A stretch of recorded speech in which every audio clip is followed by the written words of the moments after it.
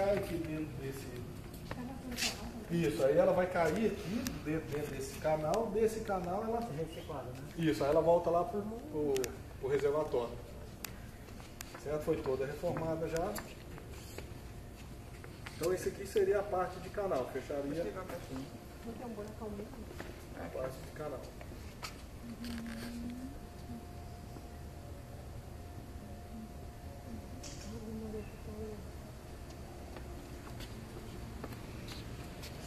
Não, moça, é só por foto, tá?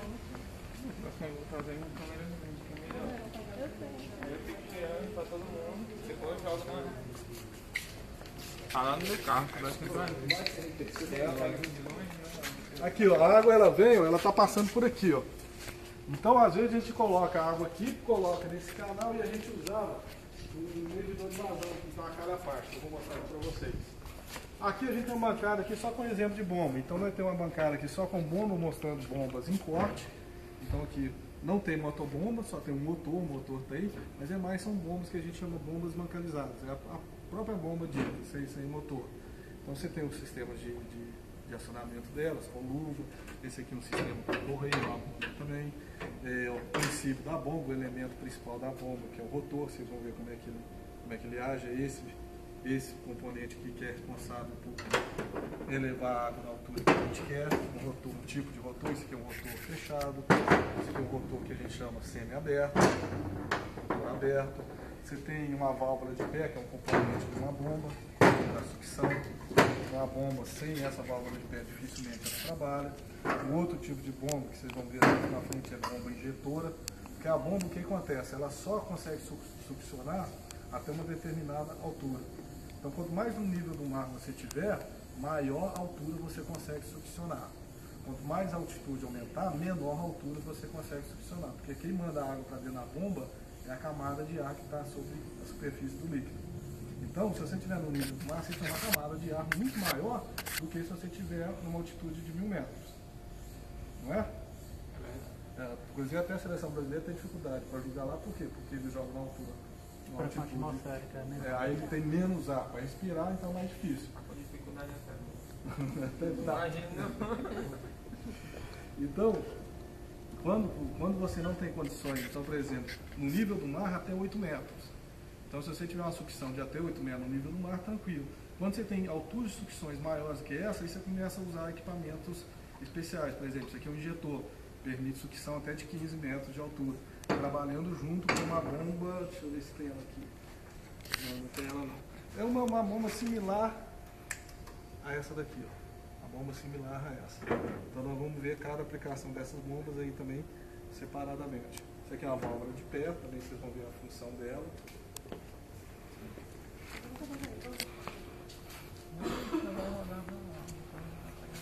Eita, bateu as fotos aqui da Bati duas mesa. vezes, sim. Bate, pegando ela todinha, assim. Bati uma de longe.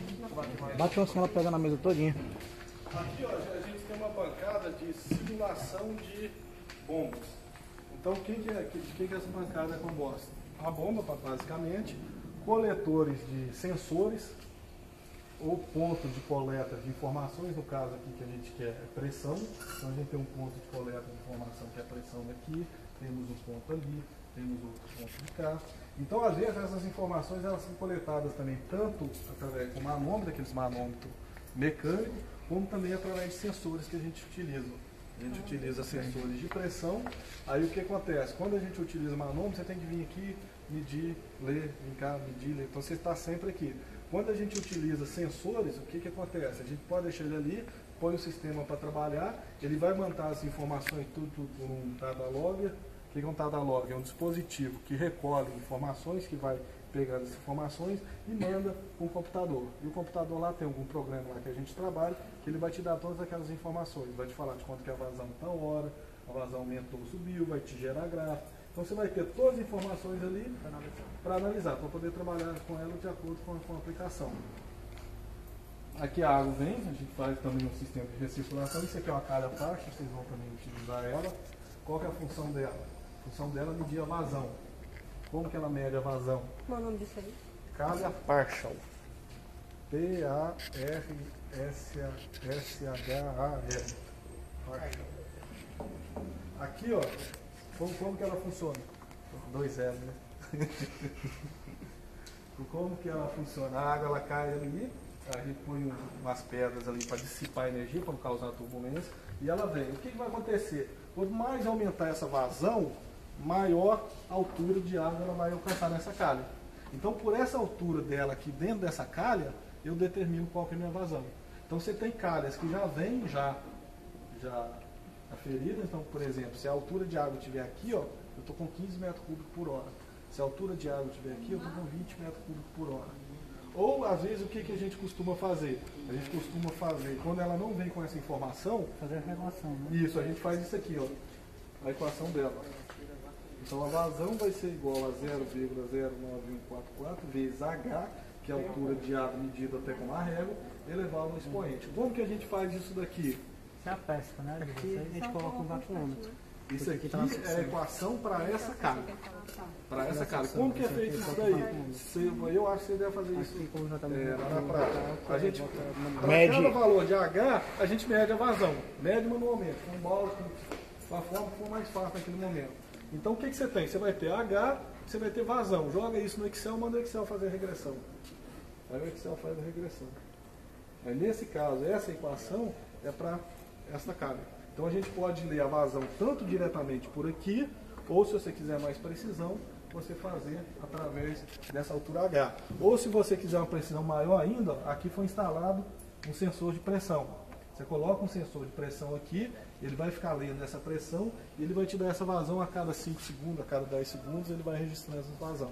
Então esse sistema aqui ele tem 3 métodos de se ler a vazão, através da equação, através da régua e através do sensor de pressão. Tem lá a parte de acionamento de bomba, onde a parte elétrica que eu falei com vocês. Quer dizer, você não precisa saber eletrônica e tudo não, mas pelo menos ligar uma caixa daquela ali tem que saber. Saindo do curso de agronomia, se não for mexer com irrigação e não saber ligar uma chave daquela ali, que é a mais simples que tem, aí pode mandar matar. Aí pode virar jogador de futebol. A tecnologia está tão grande que quando o cara sai já deve ter outro sistema, né? Não, tem muita coisa que ainda fica. Tem muita coisa que é difícil mudar. As coisas vão dar certo, dificilmente você muda. Se você fazer uma tecnologia para mudar, ela tem que ser muito mais barata e comprovada que ser muito mais eficaz. E tem que ser mais barata. Então, esse é o principal requisito. Então, por exemplo, é igual o carro mudou muito o motor, qual que é o princípio do carro? Vai pegar um combustível, explodir o combustível lá dentro e acionar um pistão, o resto dali para frente é mexer nas coisas. O princípio básico que é a combustão interna do combustível. E quando já tem o automóvel? Vamos fazer uma coisa que vai mudar. Vamos pôr, igual aquele de volta, aquele filme de volta para o futuro, vamos pôr lixo para fazer isso, para fazer aquilo. É possível? É, mas e o custo disso? Energia, por exemplo, a energia que a gente gera até hoje ainda tem a energia por queda d'água, né? As energias hídricas. Já tem energia eólica, tem energia não sei o que lá, não sei o que lá. Mas não se populariza por quê? Porque é caro. Então tem tecnologia melhor? Tem. Mas aí para se popularizar. Aqui ó, são algumas peças que a gente usa, que a gente vai ver em aula prática. Então são de diversas conexões, são mais as conexões do dia a dia. Nós temos aqui um outro medidor de vazão, é um hidrômetro, que vocês vão utilizar para medir vazão. É residencial também, né? Oi? É residencial, né? Também.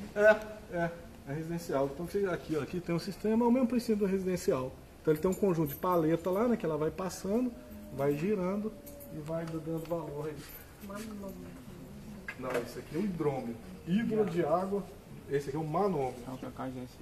Aí esse aqui já é medidores de pressão.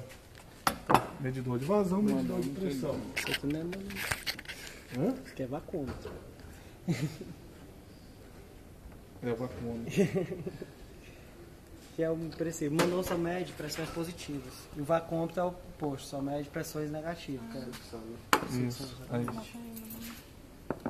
Também é princípio. Isso aqui também é manômetro. É manômetro. Aqui, ó, esse aqui é o vacômetro. Acho que só o tem esse sentido dele vacômetro negativo pra cá. E esse aqui é o manômetro.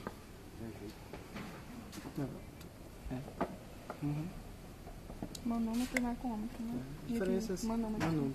A única diferença do vacômetro é que ele mede pressões negativas em vez de positivas. Aqui, ó. Porque, mas onde é que a gente vê aqui que é... Aqui os aspersores, que a gente também vai ver algumas aulas sobre esses aspersores. Como o princípio de funcionamento deles. Mas o que? Basicamente é isso, né? Os tipos de registro. Registro de globo. Não sei, não ver. É o diabetes.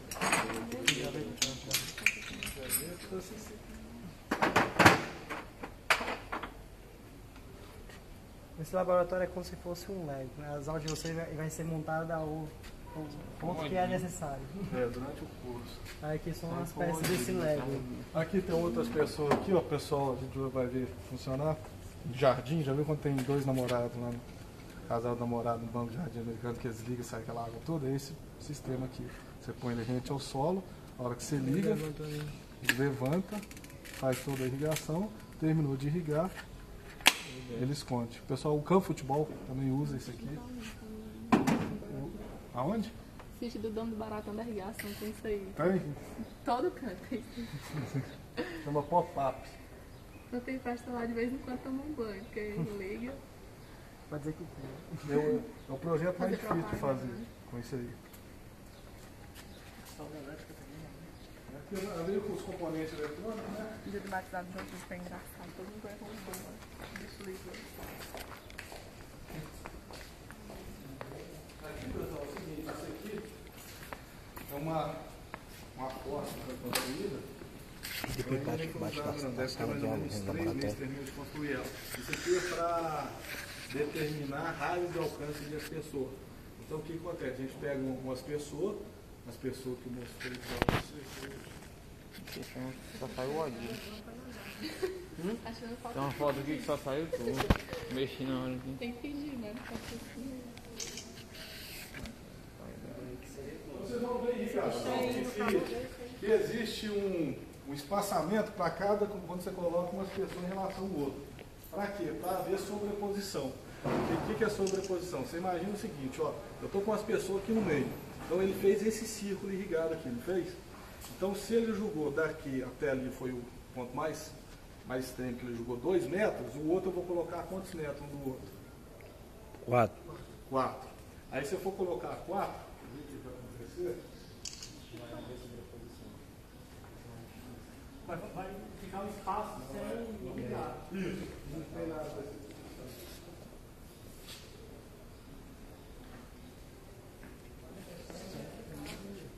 Então aqui, ó, você tem umas pessoas aqui, e se você colocar ele a 4 metros, pensar 2 metros aqui, vamos pensar 2 aqui, e coloca o outro aqui também a 4 metros, o que vai acontecer aqui no meio?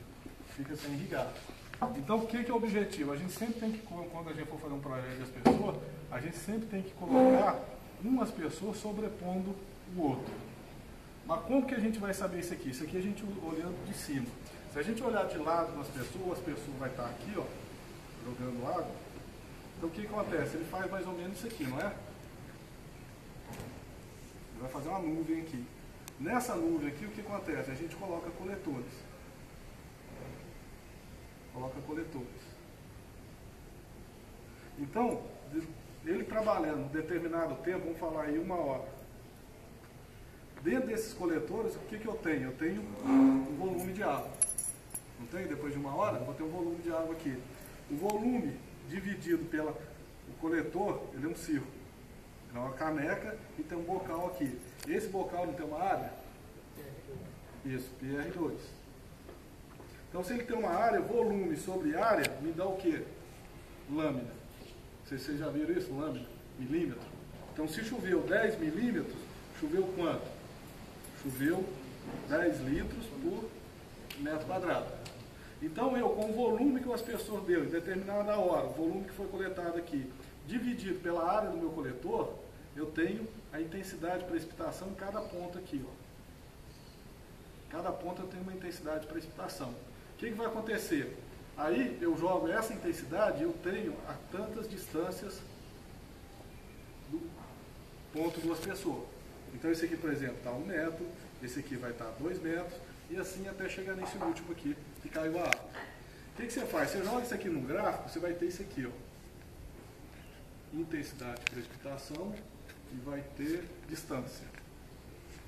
Vamos imaginar que deu, pegando esse valor, deu essa intensidade de precipitação, esse valor deu essa, esse deu essa, esse deu essa, esse deu essa, esse deu essa, vai diminuindo até o final das pessoas. Então ele deu mais ou menos o perfil de aplicação que a gente chama, é esse aqui. Então o que eu faço? O ideal seria o que dessas pessoas? Para ter a mesma quantidade de água caindo no mesmo ponto. O ideal seria isso aqui, não era? Porque aí o que acontece? Em cada ponto, nesse ponto aqui, por exemplo, eu tenho essa intensidade de precipitação, que é menor do que nesse ponto aqui. Quando eu tenho isso daqui, o que acontece? Cada ponto aqui, ó, tem a mesma intensidade. Então o que acontece? Quando eu tenho esse perfil aqui, eu posso vir fazer uma simulação. Imagina você pegando esse perfil e rebatendo ele para cá. Então ele vai ser o mesmo. Certo? Então tem umas pessoas 2 aqui e umas pessoas 1 aqui. Então quer dizer, antes o que eu tinha um perfil dessa maneira, agora eu já tenho o perfil dessa forma. Então a área que era mais influenciada pela desuniformidade, ela diminuiu. Então o ideal, o que acontece? Quanto mais eu chegar a essa figura para cá, sobrepor ela, mais reto eu vou ficar aqui em cima. Então mais regular vai ficar a minha irrigação. Então esse poço aí ele vai servir justamente para isso. Como que ele vai servir? A gente vai fazer esse teste nesse poço. Como? Vamos lá para vocês verem. Então esse poço aqui, ó, a gente vai colocar uma bomba lá fora, que eu falei para vocês que são 2 bombas pequenas. Vamos colocar esse espessor ali no meio. Certo? Aqui vai ter um sistema aqui de uma cortina. Para quê? Para a hora que ele jogar, ele passar aqui para um lado e não olhar o laboratório. Então vai ter uma cortina aqui, de tal forma que ele só jogue água mesmo, quer dizer, ele vai estar sempre jogando água. Mas a hora que ele passar no meio aqui, ó, ele vai mandar essa água para lá. E a hora que ele mandar essa água para lá, a gente vai colocar vários aspersores aqui, vai colocar aspersores espaçados. Aspersores não, coletores. Então nós vamos colocar vários coletores aqui, espaçados de N metros, já definido, e depois que a gente coloca ele para trabalhar, a gente espera 1 hora, vem, retira ele e vê como é que foi a captação de água nesses coletores. Por que que a gente faz isso aqui? Para evitar principalmente a influência do vento. Então você fazendo um ensaio de umas pessoas, se eu fizer ele lá fora agora, eu tenho o quê? Eu tenho influência do vento. Então eu não vou ter o meu, como se diz, eu não vou ter um ensaio com a influência somente de 2 pessoas. Eu vou ter um ensaio com a influência de 2 pessoas e do vento. Eu fazendo ele aqui, eu garanto que eu só tenho influência das pessoas, só do bocal. O vento eu já elimino esse erro. Então a gente faz esse poço é simplesmente para a gente fazer esse sistema de avaliação de aspersor. E aqui no final,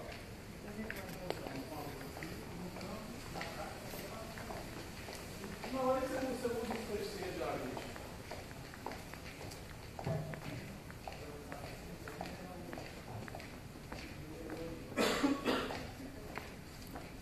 A velocidade do vento, aí você usa os fatores. Por exemplo, você vai trabalhar numa região que venta mais do que a outra. Então o que acontece? Se você vai trabalhar numa região que venta mais do que a outra, coloca as pessoas mais juntas. Se você trabalha numa região que não tem muito problema de vento, pode usar a informação de ensaio desse aqui, tranquilo. Aqui ele tem um declive. Então de lá até aqui nós estamos no nível mais baixo. O piso aqui no fundo está no nível mais baixo. Então toda a água que o aspersor jogar ali, ela vem, escorre e vai cair ali naquele ponto. Aquele ponto ali vai ter uma bombinha, a gente vai colocar uma bomba sapo. Bomba sapo é bomba que fica dentro d'água. A gente chama de bomba submersa. A gente vai colocar a bomba submersa e essa bomba vai estar sempre mandando a água aqui para cima. E daqui ela retorna para o reservatório. Tem uma outra cara baixa aqui também, para a gente medir vazão, se for necessário. E toda a água que cai aqui, ela já vai direto para lá. Esse posto aqui, eu acho que no Ceará só tem um lá em Sobral igual a esse. Que inclusive esse foi copiado de lá. Aqui, ó. Vou vir pra cá. Isso aqui é um canal, mas esse vídeo é de professor de casa. Nem sei.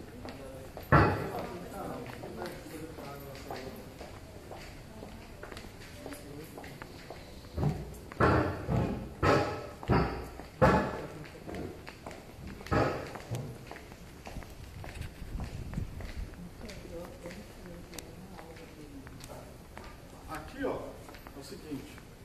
Essa água, ela está vindo lá, passando pela tubulação. Aquela tubulação mais grossa é que está indo ali para dentro do canal. E está vindo uma tubulação mais fina e vindo aqui para esse sistema. Esse sistema aqui que a gente vai determinar a perda de carga. O que é perda de carga? Vocês vão ver isso aí. Quando você sai com uma determinada pressão, por exemplo, eu saio com uma determinada, eu preciso de uma pressão de 5 MCA lá na frente, 5 quilos lá na frente. E eu vou sair com uma vazão aqui. Então, eu não posso sair com os mesmos 5 quilos daqui. Por quê? Porque a água, quando ela passa pelo tubo, vocês vão ver isso aí com mais detalhe, ela tem um negócio que a gente chama perda de carga. Porque tem a própria atrito na tubulação, a água passando nas paredes da tubulação, ela perde energia, que a energia dela aqui no caso é a pressão que foi cedida ou pela bomba ou por uma altura de água. Então essa energia foi cedida para o sistema. A hora que ela é cedida nesse ponto, para ela chegar lá no final, o que acontece? Ela tem perdas.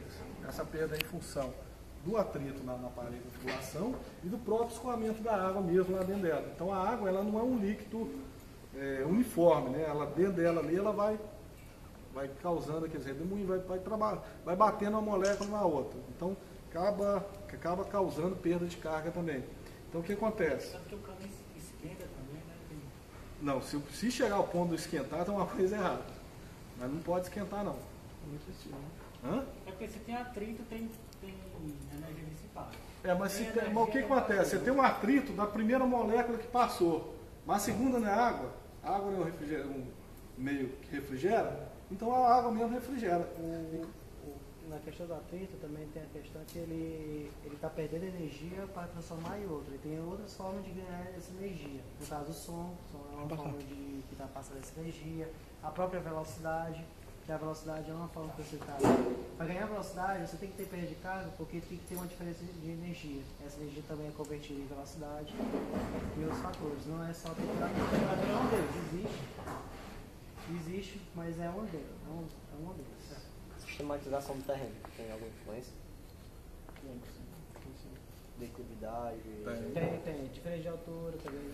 Você ganha ou perde energia de acordo com ela. Por isso que tem que ter bomba. Quando você tem alturas muito elevadas, você tem que ter a bomba, porque para ganhar essa carga, energia, para poder vencer esse declive. Se for mandar água, por exemplo, eu mandar água daqui de baixo até onde você está aí, uma bombinha pequena, uma bomba de X, CV, resolve. Mas você acha que ela aguenta mandar em cima da casa? Aí já precisaria mais potência. Por quê? Você está tendo perda de energia agora em função do Diferente de potencial, né? Esse potencial, nesse caso aí, potencial... É a diferença de energia. A energia é o somatório de energia potencial com energia cinética. Cinética, a água... Não, a energia cinética, a mecânica que é cinética mais potencial. Mas assim, no caso, eu tenho uma bomba, meu terreno ele é declivoso. Quero deixar meu sistema de irrigação de acordo com essa declividade. Eu tenho um ganho de carga. Tem. Eu já vou editar para baixo todo Santa Ajuda. E realmente. Aí tem como estabilizar esse ganho de carga? Você colocar reguladores de pressão. Estabilizar, o que é estabilizar que você chama de estabilizar? É deixar a mesma carga em cima e embaixo para não haver vazamento.